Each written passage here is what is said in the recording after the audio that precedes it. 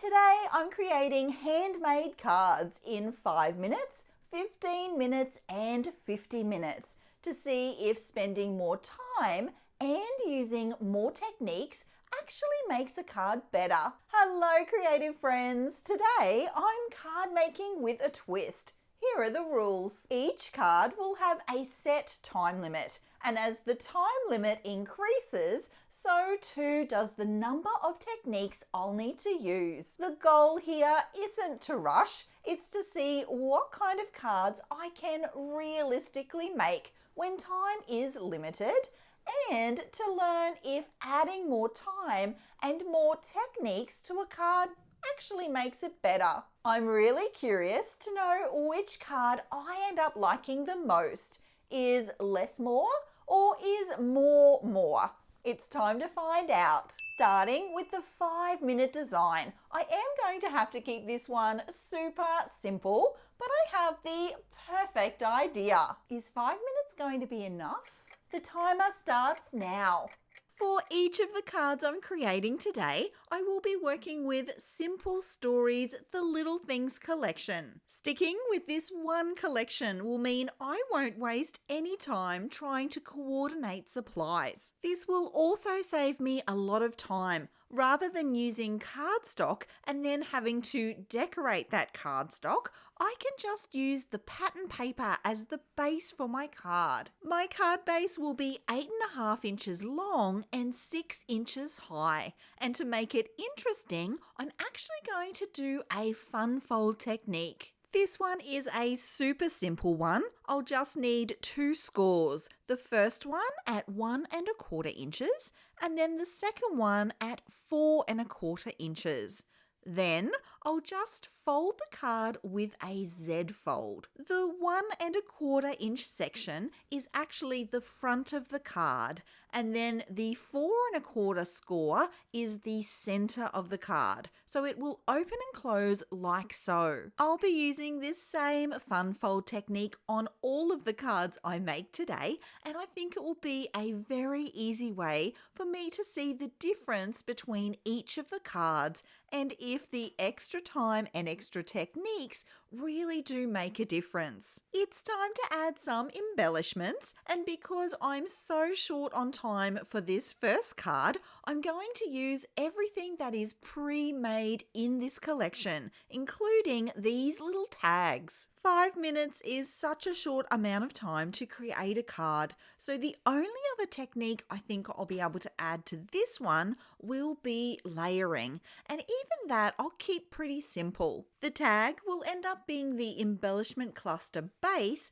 and I will just find 3 coordinating elements to add to it. I certainly don't have time to audition embellishments for this one. I'm going to have to go with the very first thing I find that will work. For the sentiment, it's going to be this one, Live Life in Full Bloom, and it does go really nicely with the floral element that I've just picked. I still think it needs more though, and I'm hoping that one of these chipboard pieces will round out the cluster nicely. I'm feeling the pressure now. I know that there's not very much time left on the clock, and generally speaking, I would spend a lot of time auditioning these kind of embellishments on any kind of project I make. Okay, so that was stressful. The 5 minutes went so fast and it was really hard not to rush. Kind of feel like I had to. This is nothing like the way I would usually create, but I am very happy with the card I've made. I was able to include 2 techniques, of course the fun fold and some pretty simple layering. I've actually surprised myself, and that's got me thinking.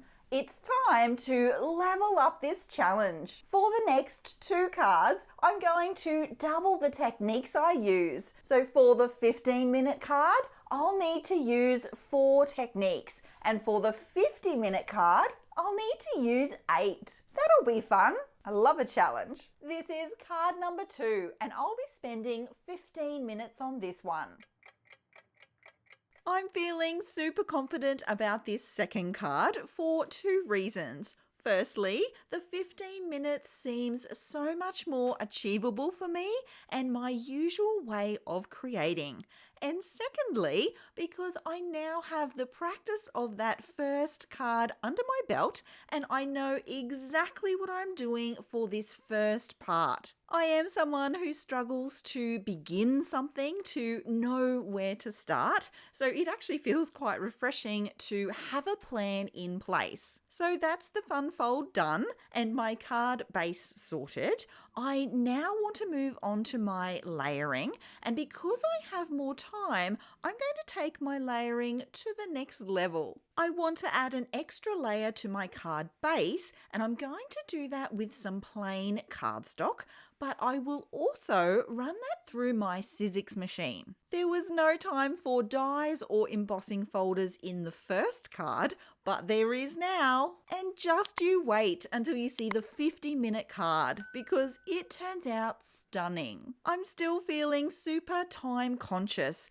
but I think this technique will be a fun way to add extra details and it won't take too long to achieve. Everything seemed to be going so well until I realised the cover plate was not quite as high as my card base. I'm about half an inch short and I really don't have time to think about a solution. I've got 10 minutes left and I haven't even started on my embellishment layers. Yes, this is me panicking ever so slightly as I search to find a tag that I'd like to use on this one. I'm also now madly looking for my scissors as I realise that this time challenge is really throwing out my methodical way of creating. I'm still in my mind trying to sort this cover base problem, but I will lock it into position. I know I want to use it and I know I'm going to have to make it work. I'm curious. Let me know in the comments below what you would do to fix this problem. If you were me right now, what would you have done? Can the tag cover up the problem? Nope. So I think I'm left with one solution and one solution only. I'm going to trim down the card base so that it fits to the cover plate, making it around 5.5 inches high rather than 6. I'm over halfway through my time now and I don't feel like I've gotten very far. I really feel like I'm failing the technique part of the challenge. I have not doubled the techniques in this second card yet, so I really need to focus on that. I really want to level up the layering in this card, not just with the embellishment cluster on the front, but I did want to add extra layers to the card base, which is what got me started on the whole cover plate adventure to begin with. This super pretty lemon print I'm going to add to the inside of the card just for an extra detail. And you can also see there now the cover plate and that piece of cardstock that I added on the left-hand side. It's time to level up the embellishment cluster and I'm going to do that by adding in an extra tag. I also want to squeeze in an extra floral element if I can. There's no time to make one, so let's see what I can find in here. This could be the fastest auditioning I have ever done. This one will do and it will round out that embellishment cluster just nicely. Time for some texture and I will use just one of these, I think. Side note, I love these faux brads. Remember when we used to have to bang a hole through our project to be able to attach a brad? Well, now we have these sort of fake ones that just look like brads, but they're a sticker. This is looking so good and I still have a whole minute left so I can add one more detail. This is glossy accents and I'm going to fill in the center of each of the florals in the cluster and just give them a raised center. It sort of gives the look of it being a specialty paper. Really, really nice little detail. I have 30 seconds left and with that I'm going to use my crocodile to punch out the center of the tags there.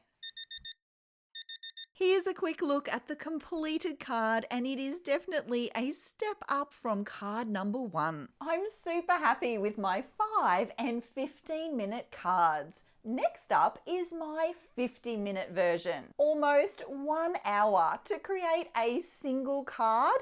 That's a lot of time, and I'm nervous. The biggest thing I'm finding with this challenge is actually time management. I never create to the clock, and up until today, I couldn't even really tell you how long a card would normally take me. So I am finding it quite tricky to know which techniques will fit within the time allocated, especially given the fact that I need to fit 8 different techniques into this one card. One thing I do know is that I will have time to make my own embellishments for this one, which I'm very happy about. Those pre-made die cuts sure are handy, but for this card, I have so much extra time, I can really personalize it. I am going to be using a stamp and die set. This one is from Pink Fresh Studio, and what I'm going to do is stamp it in some archival ink and then re-stamp with clear ink so that I can then emboss. I really love the look of a heat embossed stamped image. I think it takes cards to the next level, and it will also help me as I colour in these images. Now I am going to take a bit of a risk here and create 2 full sets of this image so that I have some options, because at this stage I have no idea what my card design will be.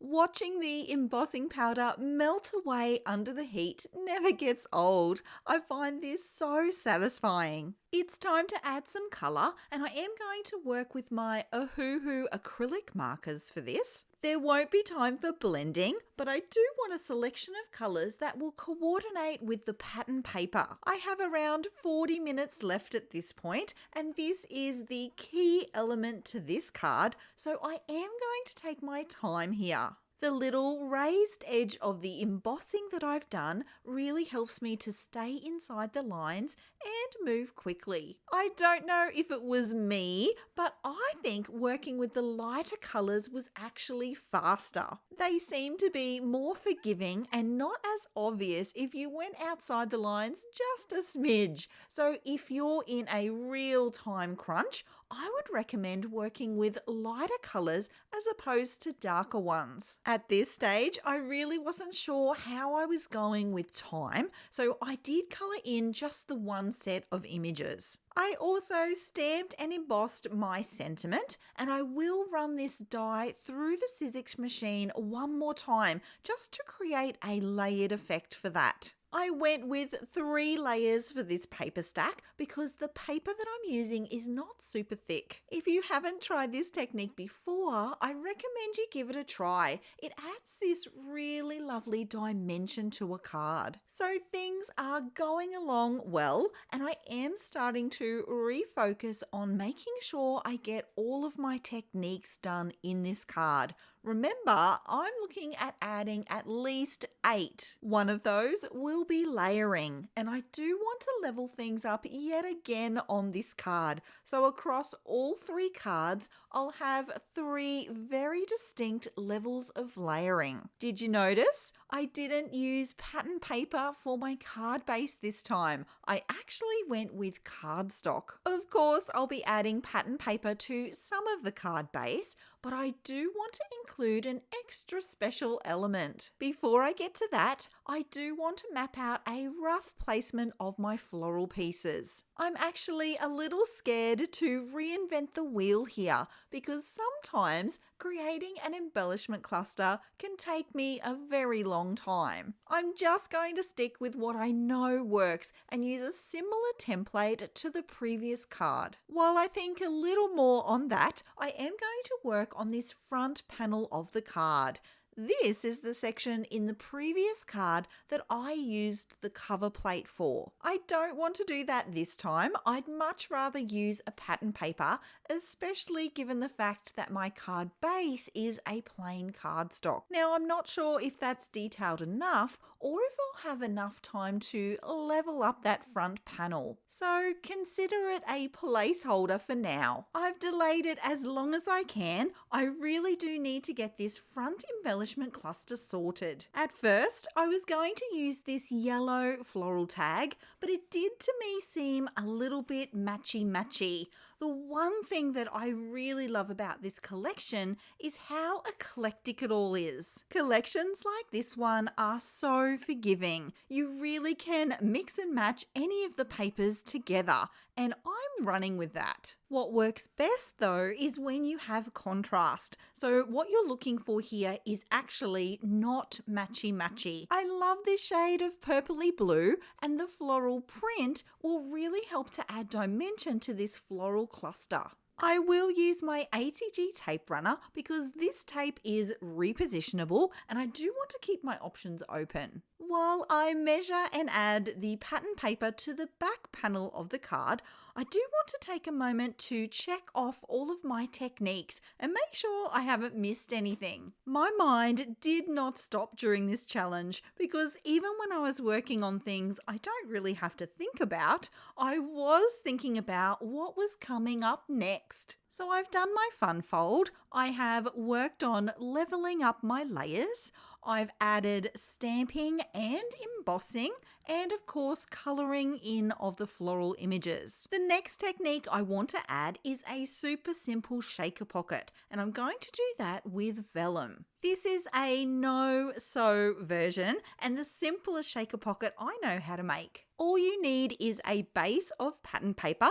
This is the one I pre-measured for the card earlier, and then a similar sized piece of vellum. There's no measuring required either. All you need to do is layer the pattern paper and vellum together and then score the edges. This essentially allows you to wrap the vellum around that pattern paper. Secure 3 sides with some double-sided tape to create the pocket and then add in your sequins. I do like to miter the corners for a really neat finish and then just secure that last side in place. I then use double-sided tape to attach the entire piece to my project. So fun, so easy, and really quick. Back to the floral cluster, and I do have my key elements now locked in place. Here's where the risk I took earlier truly pays off, because I was thinking I really need just an extra floral to add to this cluster.